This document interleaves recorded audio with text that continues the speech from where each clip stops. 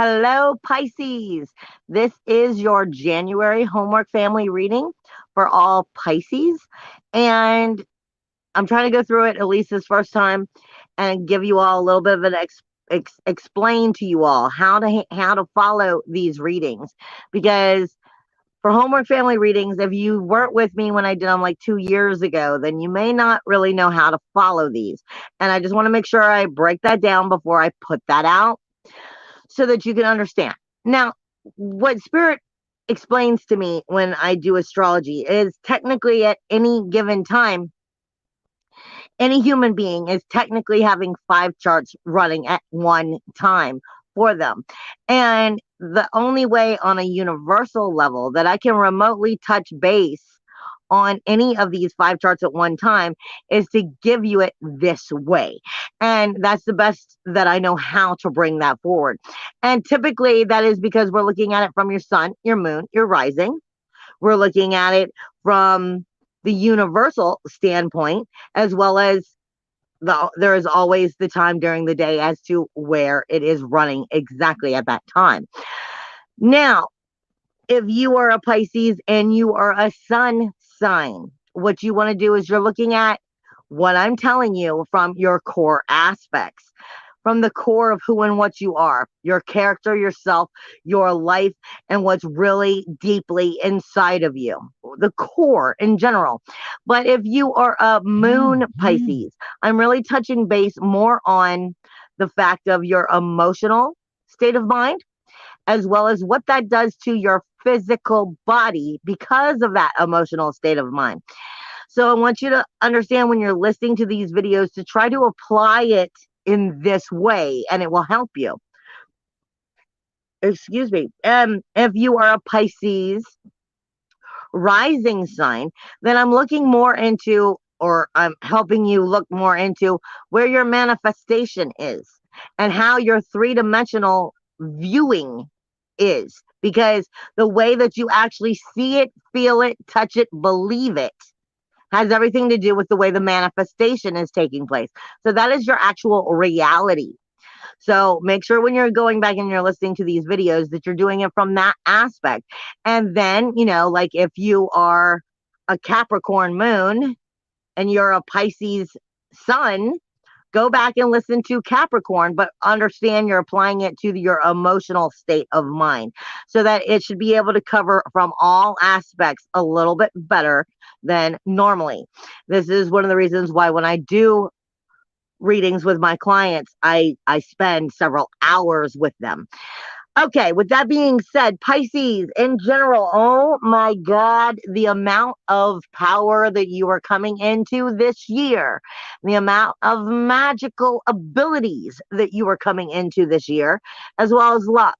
The key here is luck can be positive and it can be negative, and it all stands from the way your mind is thinking, according to the way your manifestation is working. So let me tell you right from the beginning of this year, you have Jupiter now in your first house. And this is going to be into the core of how you're seeing things, how you're seeing yourself, your view of life, your character, your personality. Like I said, if you're a moon Pisces, we're getting into your emotional core. Okay, I'm just making sure that I'm helping you guys to comprehend how to follow this.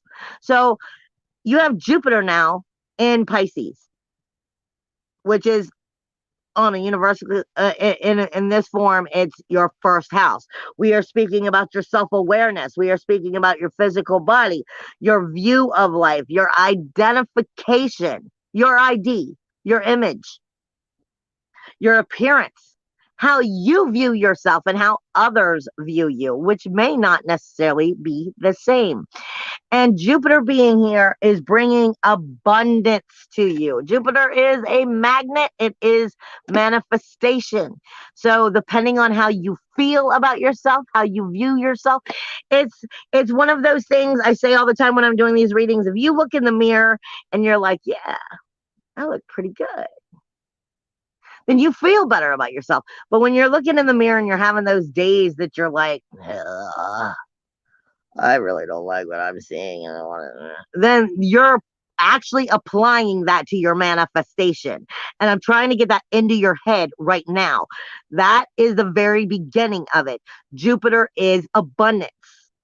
Period. Jupiter also rules the universal ninth house, which is the higher self, especially when we get to the galactic center. So we are talking about it also looking at how you view your own self when we start viewing it from that ninth house energy. And this is starting to get into your own personal ethics, your own personal morals, your own personal beliefs, how you see things, your spirituality, your religion. This is also where your higher education is, that psychic ability is, your intuitiveness is coming from. It rules that energy, Jupiter does. But it's in your first house, which means you marinate these two. So what you are thinking about yourself, your appearance, your view of life, you're bringing into reality like that. And you need to understand that for the next year. It all is going to go with the way you're feeling about yourself, your flow from the beginning of looking right in that mirror and how you think and feel. With that being said, now I'm going to start going into why this is so important. Jupiter alone is making it important, but hear me out, because this month you have Mercury, which is about to go retrograde on the 14th. Then you have, it's going to go from Aquarius back into Capricorn. It'll go on the 14th, it'll go retrograde. On the 25th, it will switch houses. And then it will have to come back forward again over the next month. So what I'm talking to you is for about the next month and a half of energy, you are looking at Mercury in your 12th house and in your 11th house. Now, that makes a big deal because first off, everybody likes to say when Mercury goes retrograde, that means things are coming back. Things are coming back to touch base one last time to see if the lesson's been learned, see if there's a redo. We're talking about your 12th house. There should not be redos. This should be going, oh, that's the lesson pointing out what needs to happen. It only showed back up to show me the right direction or to show me where I'm going in the wrong direction. 12th house is grief, sorrow, shame, blame, and insecurity. It is the skeletons in the closet that have created their own skeletons in the closet. Or another way of viewing it is it's the dirt that's swept under the rug. It's there. You just don't want to admit it's there. You don't want to see it's there, so it's swept under the rug. The grief, the sorrow, the shame, the blame, the insecurities that you hold on to, that you don't really want to fix. You'd prefer to sweep it under the rug and ignore it. Mercury is communication.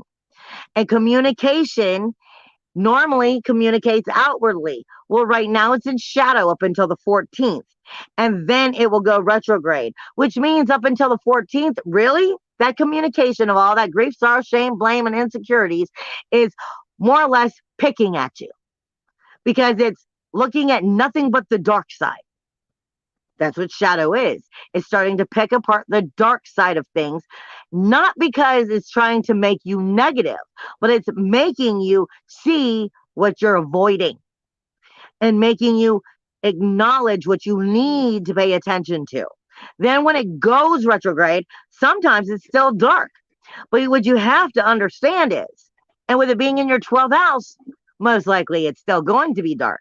It will still be touching base, touching base on grief, sorrow, shame, blame, insecurities. The skeletons in the closet was stuck underneath the rug. And this is the thing. For you, it's Aquarius. Aquarius is the water bearer. Aquarius already has all of the knowledge from the stars. It already knows how to do it. The sign does, not the Aquarius, not the person who's the Aquarius, because they pour the water down into humanity. They're bringing the energy of the positivity and pouring it down into us. But Aquariuses tend to forget they're part of the humanitarian interest that they're trying to create. So it only is important for everybody else, but somehow it's not really important for me. And this is what I'm saying. Grief, sorrow, shame, blame, and insecurities. You'll notice it on everybody else. You'll see that mirroring idea on everybody else. But are you telling yourself that it's not important to heal it? That it's really not a big deal. If it's showing up during Mercury retrograde, it is a big deal, and you need to be healing it. And you need to stop being in denial about it, because the only way to move forward is to heal it so you can start a new cycle. Communication, when it goes retrograde, isn't just, I don't want to say it's not necessarily a negative thing, but what it is it's communication. We normally communicate outwardly. Well, when retrograde happens, that means we're no longer communicating outwardly. And communication, speaking only to yourself, means, unfortunately, a whole shit ton of self-centeredness. And that doesn't mean that you're a narcissistic person. That means you're listening to your higher self. You're listening to what's been stirring inside of you that you've been avoiding. And when we are in that self-centered state of mind, we tend to get in our heads a little too much. Jupiter, and what was I telling you in the beginning, is now in your first house. If you are in your head in negative ways, all you're going to do is manifest more negative to you. This is a point of paying good attention, acknowledging what's being shown to you from the past that you don't want back or that you need to change, and make sure that you're not rebirthing. You're not re-resurrecting, because we don't want to re-resurrect things when they're in retrograde. We want to redo it so we correct it, but we don't want to resurrect it. It'll start all over with the same lesson either way. And I want you to comprehend that. When it leaves your 12th house, it's going to go into your 11th house. And once it's in the 11th house, which it will enter on the 25th of the month, it will be bringing back the idea of the people, the places, the things of your groups and your memberships, what you are a part of. And are those things, those people, those groups that you are a part of, do they truly support the dreams and the goals that you wish to have happen? Or are they manipulating you to support their dreams and their goals and their ambitions? These are all things that you're going to be seeing over the next month and a half. And then it will come back into the 12th house to see if you have, in fact, learned that lesson. Jupiter will be here all year, sending manifestation and magic into a crazy powerful place. Like I said, magic is not positive or negative. It creates what you feed it. So you have to remember, from point blank, you have to be feeling good about you. You have Uranus, which is going to be going direct on the 18th, the day after the full moon. I'm going to come back to the full moon in a minute. But the Uranus, which is your independence, your individuality, your uniqueness, your freedom, your self-worth, your self-value, your self-esteem. Where is Uranus for you? In your third house, communication. And not to mention, you now have the North Node moving in here. Speaking about, you need to start talking to yourself in positive ways. You need to know how to uplift yourself. You need to know how to back build your inner emotional security, strengthening your self-worth, self-value, self-esteem, strengthening your liberation. Because, like I said, if you got that thinking going on that's negative, you're just going to bring more of it to you. But you have the North Node now in your communication house, which is also Taurus, where Uranus is. And I've only been saying for the last 3 years, if you did not come into your power, I promise you someone else will be in it. Because the North Node is now in here with Uranus. And the North Node is everything you need to learn in order to move forward, meaning in order for you to start conquering what you want to conquer and see what you want to see in this world, you, for the next year, have got to learn how to communicate honestly, upfront, truthfully, what you desire, starting with no more lies to yourself, no more back burner. It's okay for them. I mean, I can see what's going on with them and I'm a great person to them and I can help them understand that. But when it comes to me, wait a minute, I don't want to know about it. I want to stick it underneath the carpet. No more of that. It's no more, no more, period. This is time to start evaluating how you communicate to yourself, how you're doing it wrong, so that you can start building strength and value for yourself and then start putting it out for the rest of the world so they will actually value you and your opinion and what you think and what you say as well, instead of just kind of going, yeah, whatever. Let's face it, Pisces, you guys are great at magic, but do you use it right? This is where you're coming into it. Do you use it right for you? Or are you Pisces, you guys have the biggest hearts and you'll do anything for anybody, but you're overly sensitively emotional. You guys are the ones that will bring home the stray dog and nurse it back to health. Well, what happens when the stray dog is the person that robbed you fucking blind? This is about knowing how to trust yourself, have value in yourself, communicate with yourself, which you already know, but don't necessarily want to admit to yourself. And as you overcome that, then you're going to see the whole outer world around you start to shift. Now, you also have Venus, which is in retrograde, in the very energy of where you're going to see the full moon take place on the 17th. Okay?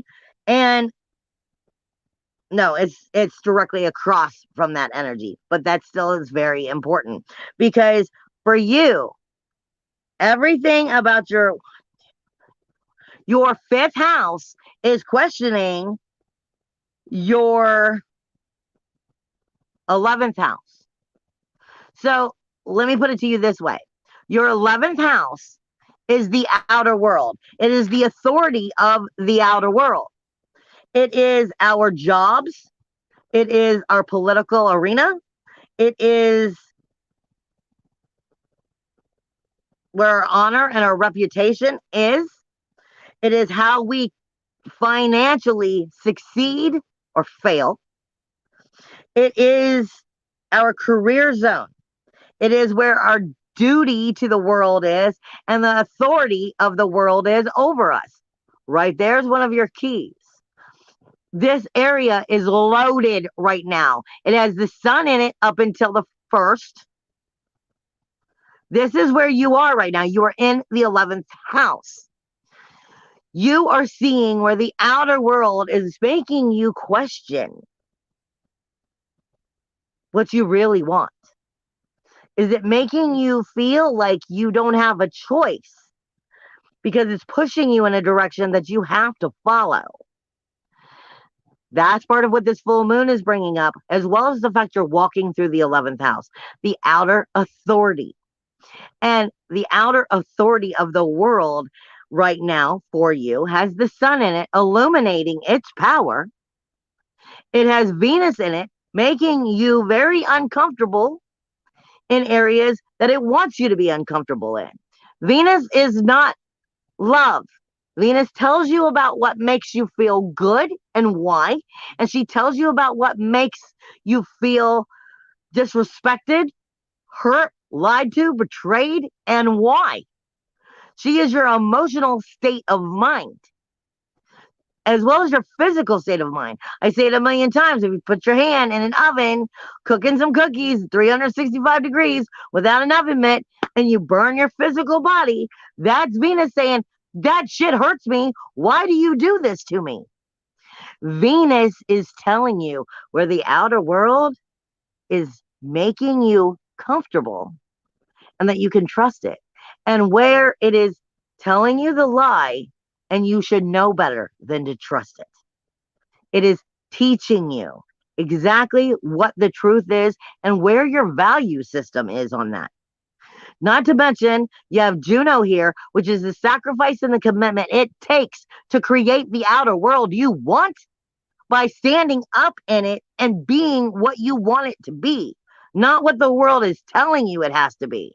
Because that's directly across from the fifth house, which is your creativity, meaning you create your own reality. And if you don't like it, change it. And if you don't like it, you have to have the courage to believe in yourself, to stand in that outer world and say, no, I'm not going to put up with this. This is the way my life is going to be. I'm not going to deal with this. This I'm going to exile from my life. I'm going to bring more of this in. The fifth house is where we create. The fifth house is where we have fun. It is the pursuit of pleasure. If you aren't enjoying life, what's the point in living any of it? So this is saying, where's the outer world keeping you from enjoying anything that you want to pursue in life? And will you allow it to push you and show you it's the boss of you? Or will you stand up and show the outer world, you're not the boss of me? You're going to be going through that right around the 17th. But like I said, you're still walking through, you're going to hit a hike right around that full moon. But you're walking through this energy right up until the 21st, I believe it is, when the sun actually leaves there. And then it goes into your 12th house. So you need to be on top of this before it actually enters your 12th house and illuminates everything even more that you're in denial of. Grief, sorrow, shame, blame, insecurities, where you want to point the fingers outwardly, but the fact is you're not looking inwardly at where you're not addressing the truth. This is going to be showing you a whole new side of you, as well as just how responsible you are for your own creation in this magical existence. Because Pisces is ruled by Neptune, which is the magic, the spirit of the magic. But you just brought the higher self in to go, so what are you doing with it? And you're going to start off the year knowing exactly what you've been doing with it and where will you take it. Let me see what the cards have to say. I know there's another deck down there, but that just threw me off because I'm really not talking to you. I'm talking to Spirit. If it's one more deck, then let me know. Otherwise, okay, well, that was not what I planned on happening. Is it still another deck? I feel like there's another deck.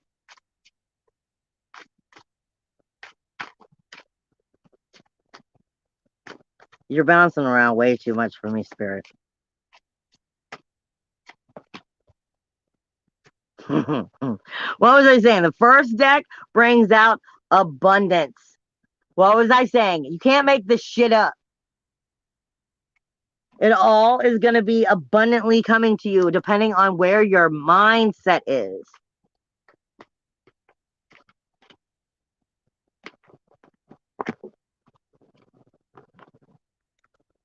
Eighth house, endings and beginnings. You have the ability to shift everything you want right now during this month because of the magic you have going on this month and this year.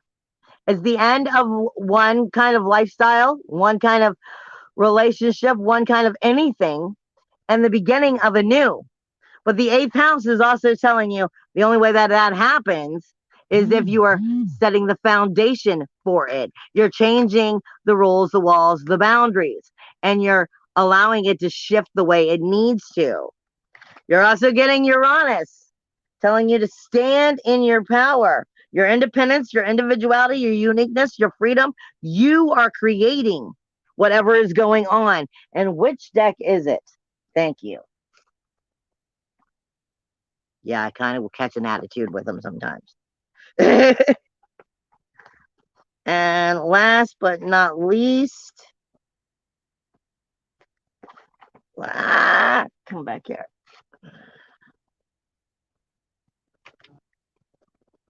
They won't work when I don't have them in the right order. If I have them turn the wrong direction, that's just kind of like the deal I have with the cards. They're like, nope, we don't work yet. What else is it the Pisces needs to hear? What else is it the Pisces needs to hear?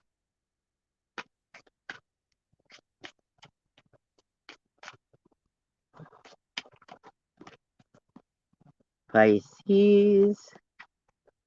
Okay, where are you?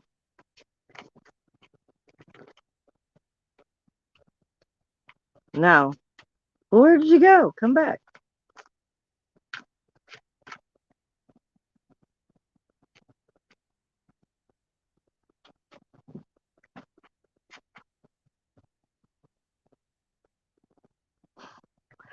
This one is called My Backyard. Home is where I make it.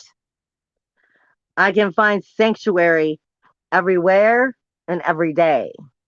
Like I said, it is all within you. But what are you telling you? Because that's what you're creating. I love you guys. I will see you next month.